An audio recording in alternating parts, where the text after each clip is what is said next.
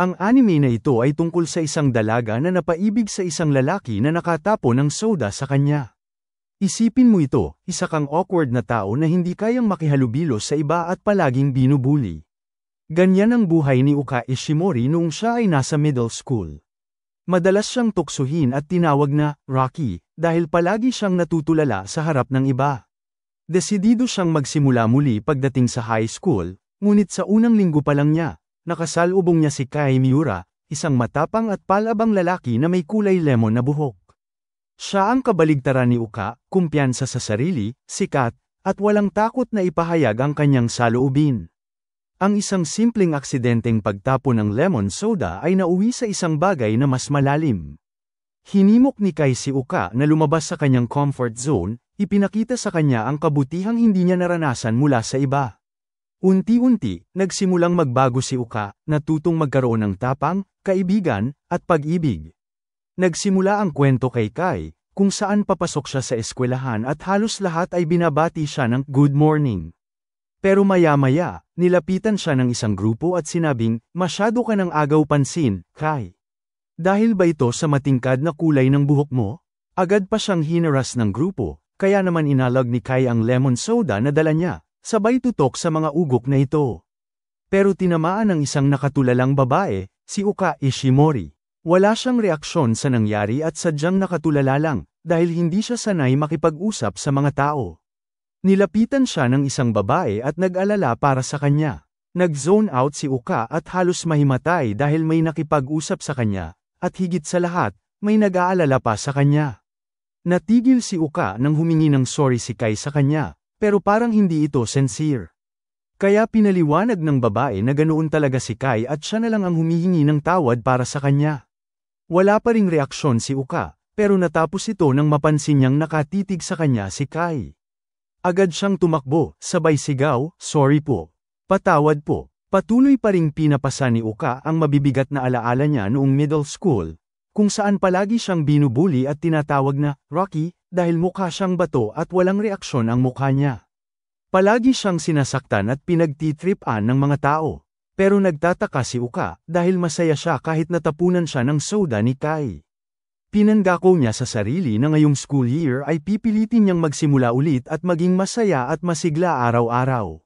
Dumating na ang teacher nila, at kinabahan si Uka dahil baka mapansin siya nito, dahil siya lang ang naka-PE uniform. Pero maya-maya, pinagalitan si Kai dahil naka-PE uniform siya. Napansin din si Uka ng kanilang guro. Hindi alam ni Uka ang sasabihin, kaya sumingit si Kai at sinabing, natapunan kami ng juice at nabasa ang uniform. Dahil dito, pinagtawanan si Kai, at nawala ang atensyon ng mga tao kay Uka. Nagtataka siya dahil hindi naman nabasa ng soda si Kai, siya lang ang natapunan. Habang pauwi, sinabi ni Uka na hindi niya ganoon kakilala si Kai dahil isang beses pa lang niya ito nakausap at nakita noong bago siya mag-enroll sa high school. Sinabi rin niyang ang buhok ni Kai ay nagpapaalala sa kanya ng honey lemon soda at sumasaya siya ng sobra dahil dito. Pag-uwi niya sa bahay, masayang tinanong siya ng kanyang nanay, kamusta ang school, anak? Sumagot naman si Uka, okay lang po. Masaya, natuwa ang nanay niya at sinabing, ayos pala, anak. Sa susunod, papuntahin mo dito ang mga kaibigan mo, ha? Hindi alam ni Uka ang isasagot dahil maski isa ay wala naman siyang kaibigan. Kaya umuo na lang siya. Pero biglang nagsalita ang tatay niya, ang astig ng mga nag-aaral doon, at mukhang mayayaman. Pwede ka namang mag-transfer, anak. Agad sumigaw si Uka at sinabing, okay lang ako, papa. Nagpunta ako sa school na yun kasi gusto ko. Ngumiti ang tatay niya at sinabing, sige. Habang nasa kwarto, nagtataka si Uka kung bakit niya nasabi yun. Ano ba talaga ang nagpapasaya sa kanya sa eskwelahang yun? Sinabi niya sa sarili na sobrang overprotective ang kanyang mga magulang at dahil dito, lumaki siyang spoiled. Ito ang dahilan kung bakit siya naging pabaya at palaging sinisisi ang sarili. Ngunit ngayong araw, pinangako niyang magbabago na siya simula bukas. Kinabukasan, pagpasok ni Uka sa school, napansin niyang walang tao. Napabulong siya sa sarili, naku, masyado akong na-excite at sobrang aga kong nakapasok. Pero naisip niyang samantalahin ang pagkakataong ito para magpraktis ng pagbati sa mga kaklase niya. Sumigaw siya, good morning. Sakto namang dumating si Kai. Dahil dito, sobrang nahiya si Uka at nagtitigan silang dalawa. Maya-maya, good morning, din si Kai. Ngunit nakatulala lang si Uka, kaya tinanong siya ni Kai, hindi mo ba ako papansinin, Uka? Nagpanik si Uka at nauutal sa pagsasalita. Kaya tinuruan siya ni Kai, good morning. Sinubukan ni Uka, pero mahina ang boses niya. Sinabi ni Kai, lakasan mo. Kaya sumigaw si Uka, good morning. Hindi makapaniwala si Uka at namula siya ng husto dahil binati siya ni Kai ng good morning. Maya-maya, sa klase, tinawag ng guro si Endo upang sumagot. Ngunit halos maiyak ito dahil hindi niya alam ang sagot. Kaya sinabi ng teacher, pwede kang humingi ng tulong sa kaibigan mo. Alam ni Uka ang sagot at naalala niya ang kabutihang ginawa sa kanya ni Endo noong nakaraang araw. Ngunit nagdadalawang isip siya, matatakot ba siyang mahusgahan ulit? Isa pa, hindi naman sila magkaibigan. Pero sa hindi inaasahang pangyayari, bigla niyang tinawag si Endo at itinuro ang tamang sagot. Nagkahiyaan pa silang dalawa, pero nang sabihin ni Endo ang sagot, tama ito.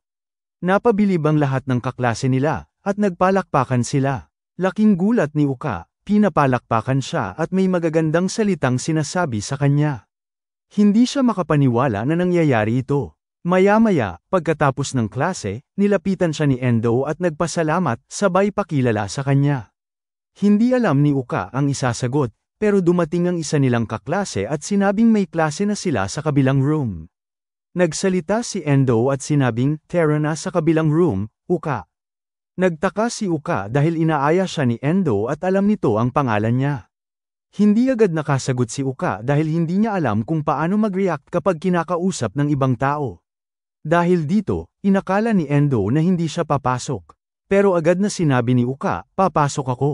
Ngumiti si Endo at sumagot, ayun naman pala, tara na. Masayang-masaya si Uka dahil hindi niya inakalang mangyayari ang araw na ito. Sa labas, napansin siya ng mga dati niyang bully. Isa sa kanila ang nagsabi, ayun ba yung mukhang bata? Bakit siya nandito? Bumagsak ba siya? Utak na lang ang matino sa kanya, mukha pati yun wala ng kwenta. Tinanong ng kaklase nila, bakit mukhang bato, ang tawag niyo sa kanya? Pinaliwanag ng bully, noong middle school, palagi kasi siyang tulala. Hindi marunong makipag-usap sa ibang tao. At sobrang tanga pa niya sa PE, mahuli mo siyang palaging nag-iisa sa gilid, parang baliw. Sumagot pa ang isa, oo nga. Mukha siyang tulok na walang mga kaibigan. Talunan kasi siya, sabay silang nagtawanan, at lubhang nalungkot si Uka. Dahil dito, tumakbo siya palayo habang patuloy siyang pinagtatawanan. Nainis si Endo sa mga walang hiya nilang kaklase, pero nagtataka rin siya, bakit pinili ni Uka na mag-aral dito kahit alam niyang nandito ang mga taong ito. Samantala, malungkot si Uka. Sinabi niya sa sarili, masyado na akong mapili. Tama sila, mukha akong bato, walang kwenta, at hindi magkakaroon ng kaibigan. Ngunit naisip niya rin, pero kung magpapatuloy ako sa ganitong pag-iisip, walang magbabago sa akin. Maya-maya, nakatulog siya sa library dahil sa matinding lungkot. Naiwan niya sa mesa ang kanyang notebook na may nakasulat. Kailangan kong magbago. Nagising na lang siya nang marinig niyang may nagsalita. Palagi ko ring sinasabi yan sa sarili ko. Kailangan kong magbago. Pinush ko ang sarili ko, pero sa huli, mas nahirapan lang ako at mas na-pressure. Si Kai ang nagsalita, pero si Uka ay nag-zone out lang at nagtataka kung anong ginagawa ni Kai sa library. Biglang nagsalita si Kai, ano ba yan, sabay alis. Dahil dito, sumigaw si Uka, sorry. Pero biglang sinigawan siya ni Kai, huwag kang mag-sorry. Napatulala si Uka at muling sinisi ang sarili. Sinabi niya, nakakainis talaga ako. Kahit sa harap ni Kai, ang aura kong binibigay ay sobrang pangit. Hay nako, hindi ko na alam ang gagawin ko sa sarili ko. Pero maya-maya, nagulat siya sa narinig. Pinag-uusapan na naman siya ng mga bully at binabalak siyang pagtripan ulit. Itinapon nila ang kanyang sapatos sa basurahan. Agad na tumakbo si Uka. Pagdating niya, halos maiyak-iyak siya dahil akala niya ito na ang bagong simula niya. Pero sumabli na naman. Ganun pa rin ang nangyayari. Wala pa ring nagbabago. Palagi pa rin siyang pinagtitripan at binubuli. Napaisip siya, dapat yata maging parang mukhang bato na lang ako palagi. Pero nagulat siya nang biglang sumigaw si Kai. Mag-react ka naman kahit kaunti. Humingi ka ng tulong sa iba. Malungkot na sumagot si Uka, pero, kanino? Nagulat si Kai at natulala. Napaisip si Uka, kung sa ibang school ako nag-enroll, siguradong wala na ang mga bully ko. Payapa at tahimik na sana ang buhay ko, pero pinili kong dito mag-aral dahil kay Kai. Bumalik tayo sa nakaraan. Qualified si Uka sa isang mataas na paaralan, at siya lang ang nag-iisang estudyanteng nakapasa dito. Ito na sana ang pagkakataon niyang makalayo sa mga bully niya. Pero sa kaibuturan ng puso niya, ang gusto talaga niyang baguhin ay ang sarili niya, hindi ang kanyang environment. Isang gabi, naglalakad si Uka. Gustong-gusto niyang pumasok sa Hakimitsu High, pero bigla niyang nakasalubong ang mga bully niya. Kung ano-ano na namang masasakit na salita ang sinabi nila sa kanya. Ngunit may isang lalaki ang nakatayo sa di kalayuan at pinapanood sila. Naiwan si Uka na nakasalampak sa sahig, wala nang lakas lumaban dahil sa lungkot. Maya-maya, isang lalaki ang lumapit sa kanya. May hawak itong lemon soda. Kinuha nito ang papel na hawak ni Uka at sinabing, bagay sa iyo na mag-aral dito sa Hakimitsu High. Dahil dito rin ako mag-aaral.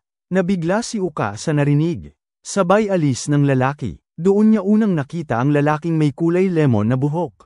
Sobrang napanganga siya sa kagwapuhan nito. At sa hindi niya malamang dahilan, napaiyak siya. Dahil doon, napagdesisyonan niyang dito mag-aral, kahit nandito ang kanyang mga bully. Alam niyang hindi na siya maalala ni Kai, kahit mag-aral siya dito. Pero masaya na rin siya, dahil makikita niya ito. Bumalik tayo sa kasalukuyan. Muling tumakbo si Uka at bumili ng lemon soda. Pagbalik niya sa eskwelahan, pinagtripan na naman siya ng mga tokmol na yun. Hiningan siya ng pera pangkain.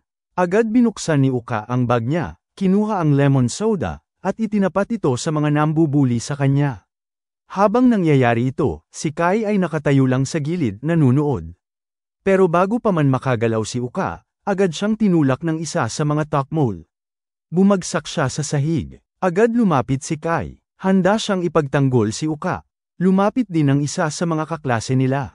Sabay tanong ni Kai, ano na? Sabihin mo na, yung sinabi ko sa'yo kanina na manghingi ka ng tulong. Nagkatitigan silang dalawa, pero ayaw magsalita ni Uka. Kaya napabuntong hininga si Kai. Hay nako, Ediwa, bago pa niya matapos ang sinasabi. Biglang nagsalita si Uka habang umiiyak. Tulungan niyo ako, ngumiti si Kai. Sabay sabing, good job. Tapos, sumigaw siya sa mga tokmol. Kapag pinagtripan niyo pa si Uka, o sinaktan niyo siya. Babasegan ko mga mukha niyong mababaho kayo. Nagtakbuhan ang mga bully. Iniwan nilang luhaan si Uka, hindi dahil sa takot, kundi dahil hindi niya inasahan ito. Hindi niya inakalang may taong handang protektahan siya. Lumapit si Kai kay Uka. Tumayo ka dyan at tumigil ka na sa Kai iyak. Magmumukha kang mahina. At isa pa, nakaharang ka sa daan, gaya nung gabi na yun. Nabigla si Uka. Naalala pa rin ito ni Kai. Napatingin siya kay Kai at napangiti. Sa isip ni Uka, simula sa araw na to, si Kai na ang lahat para sa akin. Nagulat siya. Sa wakas, nakangiti na si Uka. Labis na natuwa si Kai. Kinabukasan, nakita ni Uka muli ang grupo ni Kai at napaisip kung seryoso sila sa sinabi nila kahapon. Pero duda si Uka na totoo ito, kaya sinabi niya sa sarili niya na huwag masyadong mag-assume. Maya-maya, nakasalubong niya si Kai at mahina niyang sinabi, good morning, sabay alis. Kasabay nito, sinabi niya sa sarili, sinabi ko na nga ba? Wala siyang pake sa akin at hindi totoo ang kahapon. Pero napatigil siya nang biglang sinabi ni Kai, hindi ko narinig masyado. Mahina ang boses mo, kaya naman agad sumigaw si Uka ng good morning. Pero masyado itong malakas at halos lahat ay nakarinig nito. Binati rin siya ni na Endo ng good morning, kaya nabigla siya at namula. Nahihiya siya ng sobra, kaya nagtatakbo si Uka, na nag-iwan sa kanila ng pagtataka kung bakit. Habang tumatakbo, masaya siya habang lumuluha dahil ngayon lang niya naranasan ang pakiramdam ng may kaibigan. Maya-maya, sa kanilang PE class, nakatayo lang si Uka na parang poste at hindi gumagalaw. Napansin siya ng mga kaibigan ni Kai, at may nagsabing, totoo nga ang sabi-sabi tungkol kay Uka Ishimori. Ginagawa pala ito ni Uka dahil ayaw niyang makasagabal at magpabigat sa mga kasama niya. Pero sa loob-loob niya, gusto niyang sumali dahil mukhang masaya. Maya-maya, tinawag ni Kai si Ayumi at may ibinulong sa kanya. Nagsimula na ang laro, at nagtataka ang mga kakampi ni Ayumi dahil nakatayo lang ito at nag-iisip ng malalim. Maya-maya, pinasa niya ang bola kay Ishimori sabay sigaw, "Kaya mo yan, Uka Ishimori." Kusang gumalaw ang katawan ni Ishimori, sabay tira, at pumasok ito. Laking gulat ng lahat dahil, sa pagkakaalam nila, napakawalang kwenta ni Ishimori pagdating sa sports. Nang tumingin si Ishimori, nakatulala ang lahat sa kanya, kaya agad siyang nag-sorry. Pero natahimik siya nang biglang lumapit ang lahat at walang ibang sinabi kundi papuri sa galing niyang tinatago. Maya-maya, sinabi ni Ayumi sa kanya na si Kai ang nag-utos na ipasa ang bola kay Ishimori. Sinabi pa ni Ayumi, "Nagdalawang isip pa ako kung ipapasa ko sa'yo, dahil baka mabuli ka, pero kilala ko si Kai, hindi siya gagawa ng ganyang bagay." Natuwa naman si Ishimori at sinabing, "Oo, alam kong hindi niya gagawin yun." Maya-maya, nakita ni Kai ang tatay ni Ishimori na nakikiusap sa prinsipal na bantayang maigi ang anak niya dahil madaming bully sa eskwelahan. Sa eskwelahan, tinanong nila si Ishimori kung bakit niya pinili doon mag-aral. Kaya naman sumagot si Ishimori, "Dahil ang eskwelahang ito ay puno ng mga bagay na hinahangaan ko. Mukhang masaya at malaya ang mga estudyante." Sumagot ang mga kaklase niya, "Tama ka dyan. Kaya mag-relax ka lang at mag-enjoy." Sabay tanong nila, "Ano-ano ang mga bagay na na-enjoy mo dito sa school?" Sumagot si Ishimori, "Gusto kong maggala pagkatapos ng school at hindi umuwi hanggat hindi pa umaga." Sumagot si Ayumi, "Pagtakas ba sa school ng gabi?" Masayang sumagot si Ishimori, "Oo. Masaya siguro yun." Sabay isip, masaya siguro pag ginawa ko ang mga bagay na kabaligtaran ng kung sino ako. Pero napahinto sila nang biglang magsalita si Kai at sinabing, "Imposible yun, sakuan mo na. Sa tingin mo ba, bagay sa'yo ang mga ganong bagay? Huwag mo nang subukan yun, hindi bagay sa'yo." Nagulat ang mga kaklase niya at napabulong, "Wow, grabe ka naman, Kai." Natigil lang sila nang may dumating na mga babae at sinundo si Kai. Tinanong si Ishimori ng kanyang mga kaibigan kung okay lang siya. Kaya sumagot siya at sinabing, "Okay lang ako," pero kita sa kanyang mga mata na malungkot siya. Maya-maya, pilit kinakausap ng mga kaibigan niya si Kai at sinasabing, "Grabe ka, bakit ang harsh mo sa kanya? Hindi ba kaibigan na natin si Ishimori?" Pero seryosong sumagot si Kai, "Huwag niyo nang isipin ang sinabi ko." Sa loob ng silid, nag-iisa si Ishimori at napaisip, tama nga si Kai. Hindi porket sumasang-ayon na sa akin ang lahat, ibig sabihin matutupad na ang lahat ng hiling ko. Biglang may malakas na pagsabog kaya agad siyang napatigil at kinabahan ng todo. Sa ibaba, narinig din ito ng grupo ni Kai at nag-alala ang mga kasama niya kung ano ang nangyari. Lumapit si Kai at nakita niya ang mga tokmole na bully na may binabalak na naman kay Ishimori. Kaya hindi na siya nagdalawang isip at mabilis na tumakbo papunta sa kanya. Samantala, takot na takot si Ishimori dahil may mga naghahanap sa kanya at halatang may masamang balak sila. Pumasok ang mga lalaki sa silid, pero nagulat sila dahil walang tao rito. Alam nilang nandito lang si Ishimori kaya sinabi nilang, "Lumabas ka na." Nagtago si Ishimori habang takot at napapaisip, bakit? Ano ang ginawa ko? Pero hindi rin nagtagal at nakita siya ng mga misteryosong lalaki. Agad siyang hinayla ng isa sa kanila.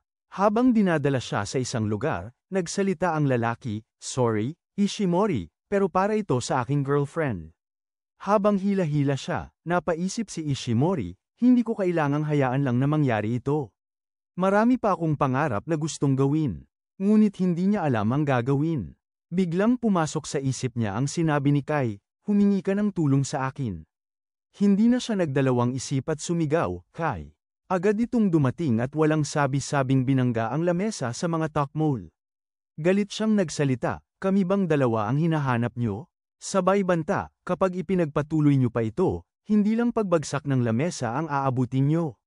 Dahil dito, tumakas ang mga tokmole habang takot na takot. Bigla namang bumagsak si Ishimori dahil sobrang nanghina siya sa takot. Lumapit sa kanya si Kai at sinabing, "Baka mahimatay ang papa mo pag nalaman ang nangyari sa'yo dito." Nagulat si Ishimori dahil hindi niya alam na pumunta ang papa niya. Sabay sabi ni Kai, "Dalian mo at umuwi ka na. Baka nag-aalala na siya sa'yo." Dito na-realize ni Ishimori na pinuprotektahan lang siya ni Kai kaya niya sinabi ang mga masasakit na salita kanina tungkol sa gusto niyang gawin. Sinabi pa ni Kai, "Napakabadoy at liit ng pangarap mo, pero ang mga pangarap mong yun, tutuparin ko.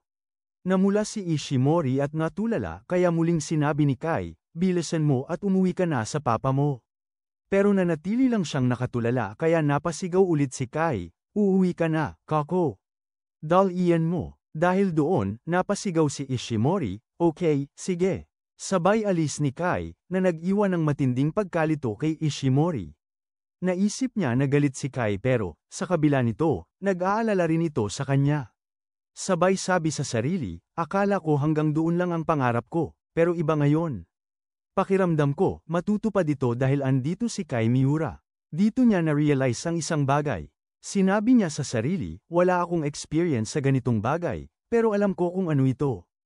In love ako sa kanya. Habang pauwi, sinabi niya sa sarili, hindi ako marunong makipag-usap sa ibang tao, isa akong talunan na walang kaibigan. At ang pagmamahal, hindi pa ito pumasok sa isip ko kahit isang beses. Pero, isang kagaya ko ay nakahanap ng lalaking mamahalin. Kinabukasan, pinagtatawanan si Kai at pinapagalitan ng teacher dahil natutulog siya at wala siyang pakialam sa klase. Gusto sanang ipagtanggol ni Ishimori si Kai, pero wala siyang lakas ng loob para gawin ito. Pagkatapos ng klase, napansin niya si Ayumi at si Seto na nagpapurian. Pakiramdam niya ay may gusto sila sa isa't isa at nasasabi nila sa isa't isa ang lahat ng papuri. Sabay tingin niya kay Kai Miura at sinabing, pero hindi kami kagaya nila. Ang turing lang sa akin ni Kai ay isang nakakainis na bata. Kaya dapat gawin ko ang lahat para hindi niya ako kainisan. Dahil dito, umalis kaagad si Ishimori. Pero pag alis niya, nagulat sina Kai at ang grupo niya dahil may plano sana silang maglibot, pero wala na si Ishimori roon.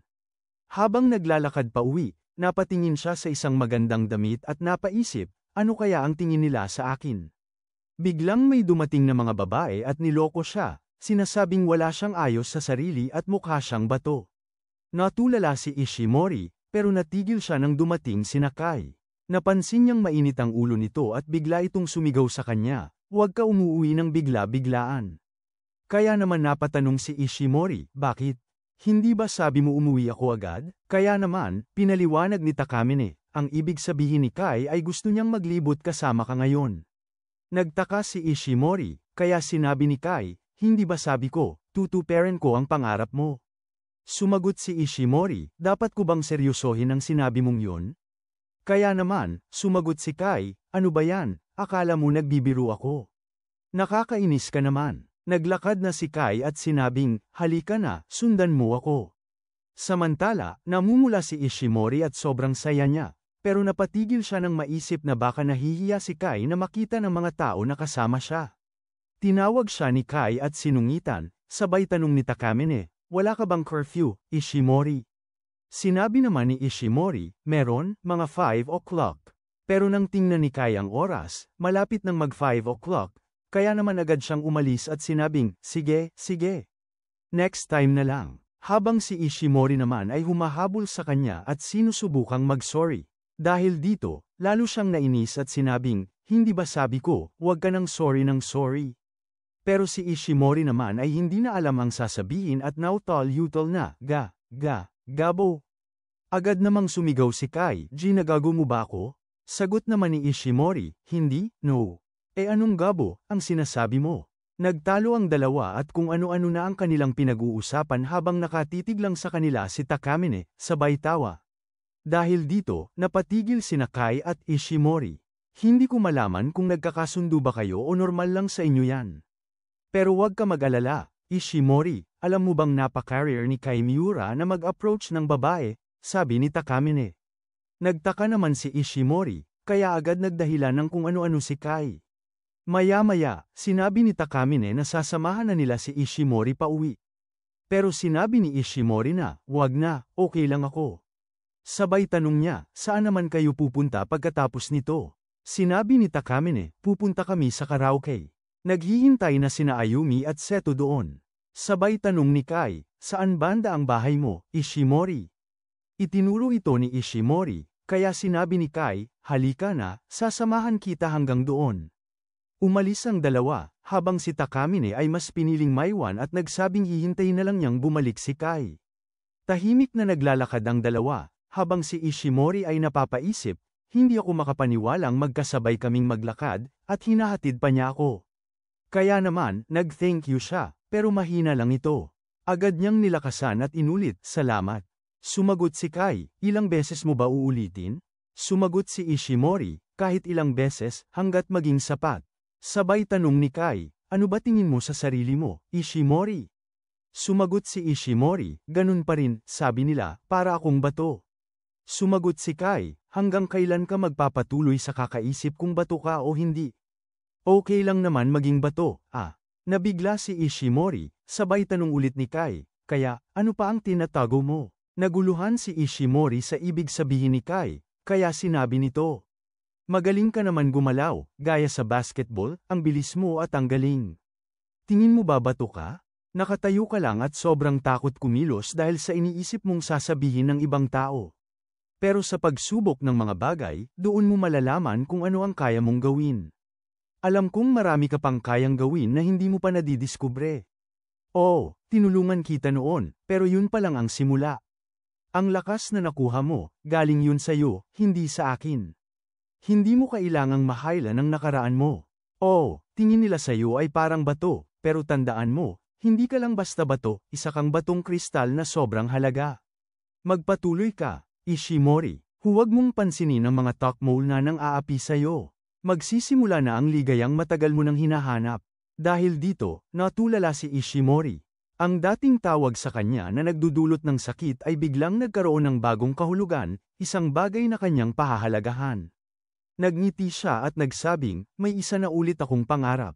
Hindi na ako magiging abala sa'yo. Nabigla si Kai sa sinabi niya. Lumapit siya kay Ishimori, isinaut ang hood sa ulo nito, at sinabing, pag nakita tayo ng ibang tao, baka akalain nilang binubuli kita dahil umiiyak ka. Nabigla si Ishimori at muntik nang mag-sorry, pero bago pa siya makapagsalita, inasar siya ni Kai. Gabo, sabi ni Kai habang pinipigilan ang tawa. Seryoso, ano ba talaga ang gabo na yun? Tumawa siya bago umalis, habang si Ishimori naman ay natulala, bagong umiti at sabihing, bukas ulit. Oo, sagot ni Kai, sabay lingon sa kanya habang naglalakad palayo. Tumakbo si Ishimori pauwi, masayang inaalala ang lahat ng sinabi ni Kai Miura. Hindi siya makapaniwalang may isang taong kagaya niya na talagang nagbigay sa kanya ng lakas ng loob. Sabay sabi niya sa sarili, hindi ako basta-basta nai-inlove, pero pagdating sa kanya, wala nang atrasan nito. Samantala, habang naglalakad si Kai, sinabi ni Takamine, sobrang masunurin sa iyo ni Ishimori, Sumagot si Kai, nilapitan ko siya nung sobrang down niya, kaya ngayon, sobrang attached na siya sa akin. Ngunit ngumiti si Takamine at sinabing, ikaw lang ang taong lumapit sa kanya. Sigurado ako, para kay Ishimori, ikaw na ang mundo niya. At sa tingin ko, sobrang cute ni Ishimori. Nabigla si Kai sa sinabi ni Takamine. Samantala, si Ishimori naman ay nakatingin sa langit habang iniisip. Ang bago kong pangarap ay magkaroon ng lakas ng loob at tiwala sa sarili. Para balang araw, masabi ko kay Kai Miura na mahal ko siya. Grabe ang anime series na ito. Sobrang nakaka-touch at nakakakilig. Kung nagustuhan mo ang series na ito, ipaalam sa akin sa comment section. Huwag kalimutang mag-like, share, at subscribe para sa marami pang high-quality recaps na kagaya nito. Kita-kits sa susunod, mga ka-recap.